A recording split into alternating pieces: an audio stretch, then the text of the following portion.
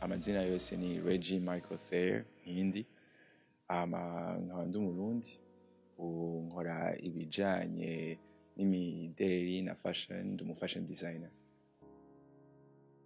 Tukagira attention ku detail, uravye indani y'amagazine.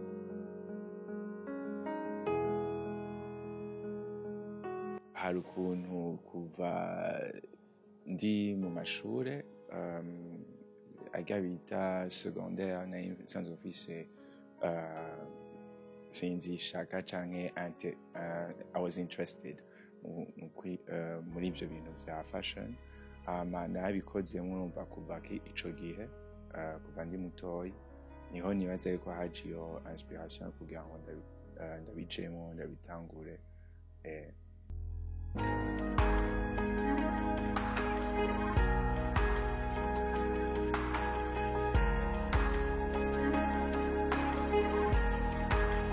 Nk'umu designer haheze igihe ndabikora neza, haheze igihe kingana imyaka 3, mugabo ndi mu vya fashion kuva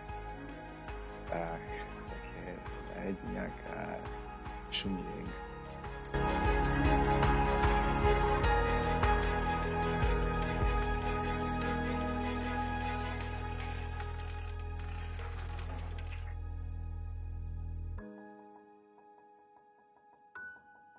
Natanguye ibi vya design byaje mu nyuma, bisanzwe akazi nakora imbere yari ku modo.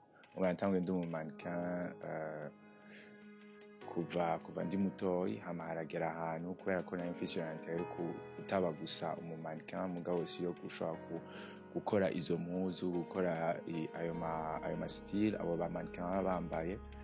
En quelque sorte, urumva umu mannequin abakorera umu designer canke ibindi bintu amamagazine ibiki, mugabo yambara impuzu z'umu designer. Urumva nanje nashaka kuba kuri iyo side y'umu designer, urumva le boss en quelque sorte.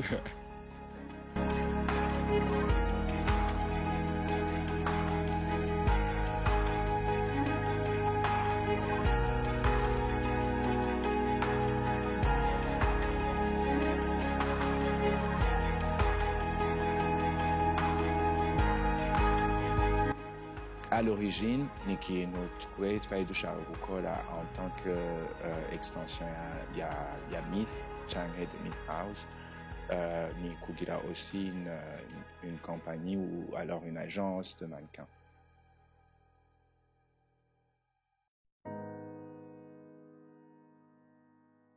Bon, Myth kivuye muri ni ibintu bibiri. Misanzwe kimwe ni amazina yanje nkuko nababwiye, ni Michael Thayer. Les deux premières lettres, indome zibiri zo muri Michael ni M na I, muri Thayer ni T na H. Donc ubifatanije bizana iyo Myth. Nari ndi inspiré muri identity nashaka gutanga muri iyo brand, harimo ikintu de mythique. Donc quelque chose de mythique, sinzi mu gifaransa canke mu congereza bazi icari ico, mugabo bacandika MYTH, mais kubera ko izina ryanje yari Michael, naciye ndesida kwandika MITH, kwandika MYTH.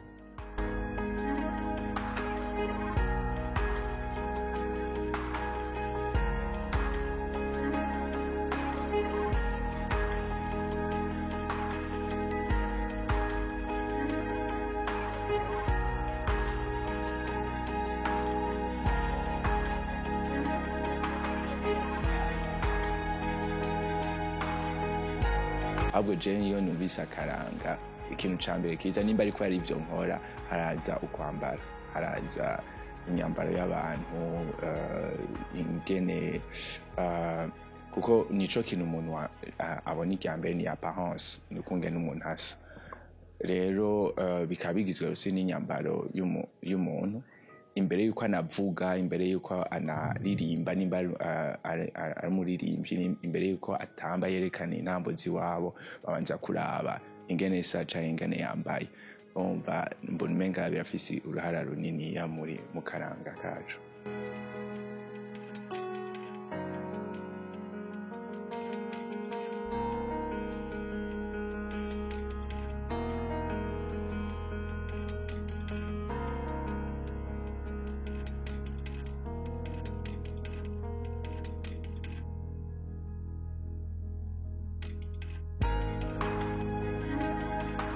Bon, duse inyambaro zitandukanye niko novuga. Urumva si ama costume, si imipira, amashati, imvutano nazo nyene zirimwo, amakanzu y'abadamu, amakabutura, urumva vyose dukora presque vyose. Ego sije sinshona, mugabo hariyo abantu dukorana ngaha nyene kuri Myth bazishona.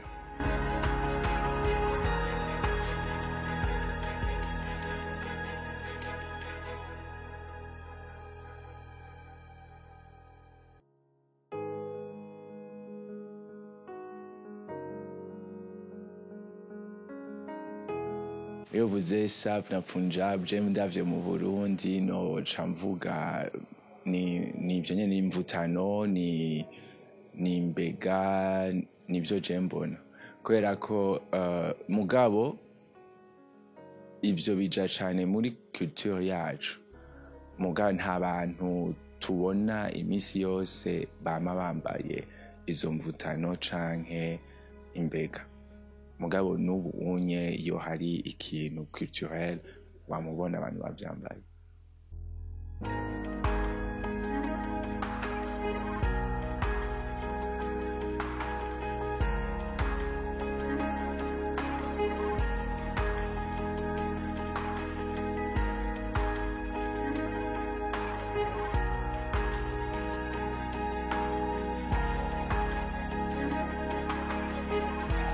Je nibaza ko toute entreprise utari kuragerageza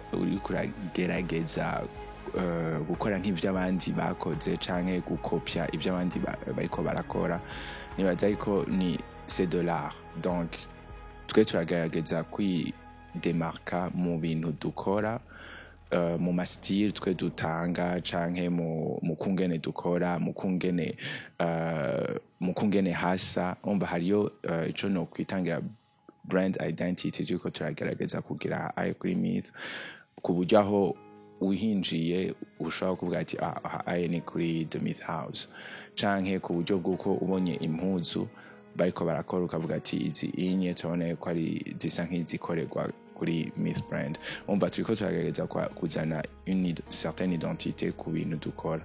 Hanyuma ikindi naco nuko turi on ose turagerageza kuva muri vya bindi d'ordinaire, twama tubona imisi yose, hama tukaproposa abakiriya bacu ikintu kiva muri ordinaire, donc ikintu gishobora kubademarka iyo bagiye hanze mu bandi.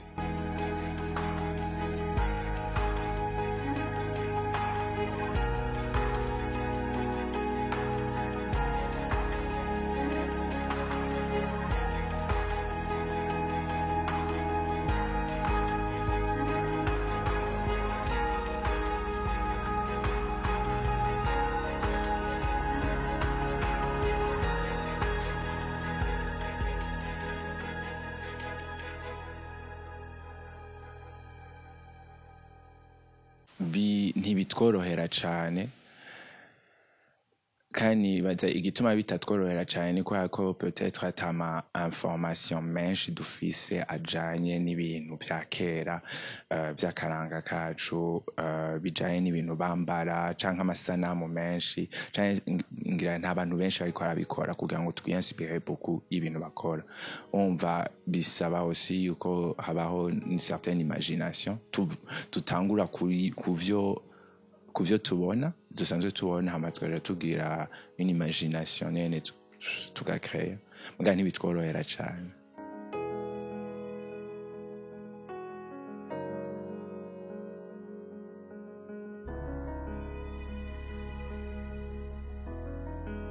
Nibaza ko ikibuze ari yaba tuzikorera ko cyane iyo abantu bazambara kenshi no mu minsi isanzwe byofasha canke ari kimwe mu vy'abadesigner bakora kenshi ari specialité niko novyita yacu byodufasha kugira ngo twiyumvire beaucoup plus ukuntu tubidiversifia kuko ntababa bashaka kuvyambara kwa kundi nyene igihe cose.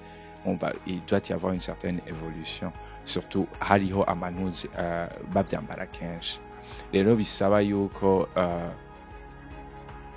tubikora kenshi kugira ngo dushobore kuba ico no kwita plus créatif hama twiyumvira ukundi kuntu dushobora sinzi dushobora kuvyadapta nyene ku bubereho bw'ubunye umva nimba ari yaterezwa kuyambara agiye kuri plage par exemple kuko nko mu bihugu bimwe twavuze nk'abapunjabi ni ibintu usanga ahenshi bavyambara umwanya wose umva bagahindura peut-être nuzeye fabric ingene imeze canke iki mugabo usanga bavyambara presque umwanya wose rero bisaba ugaca usanga nabo bafise amastyle atandukanye.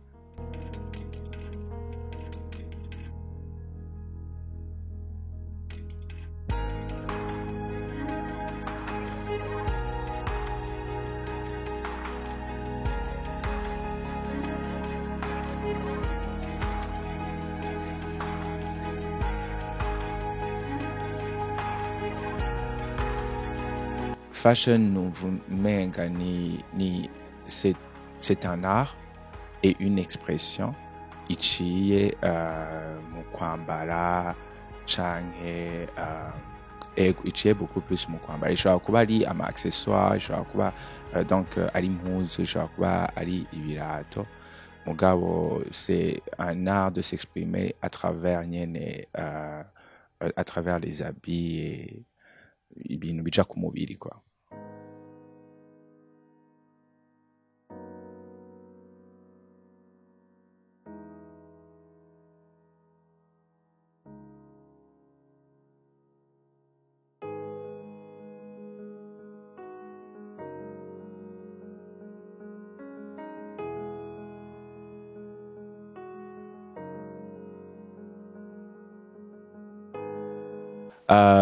Dukora nta hantu turiko turagerageza kwirimita mu bintu dukora mugabo ahenshi ibintu turi specialize mu byo ni impuzu usanga zijanye na n'imanza surtout on va que ce soit ma costume amashati ibintu biri professionnel yaba ni ku bagore nk'amakanzu amajipo amashati yabo hariyo rero ni na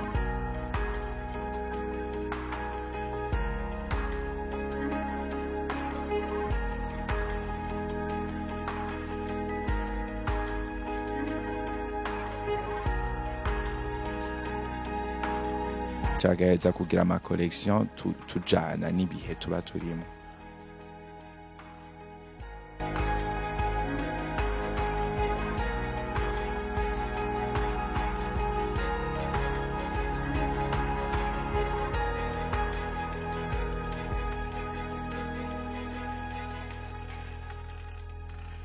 Turamaze kugira ama collaboration menshi n'aba artistes urumva iyo ino tubuze abastar ngira tuba dushatse kuvuga abantu baboneka cane yaba ku mateleviziyo canke abantu ushobora kuvuga izina ryiwe bakamumenya urumva sinzi ko noja mu mazina muga hari aba artiste benshi tumaze gukorana gushika ubu kandi n'ubu uye nyene turacarisa ama projet turiko dukorana n'aba artiste abo ba artiste rero harimwo abaririmbyi harimwo abatamba harimwo abaririmbyi abatamba bavuza nk'ivyo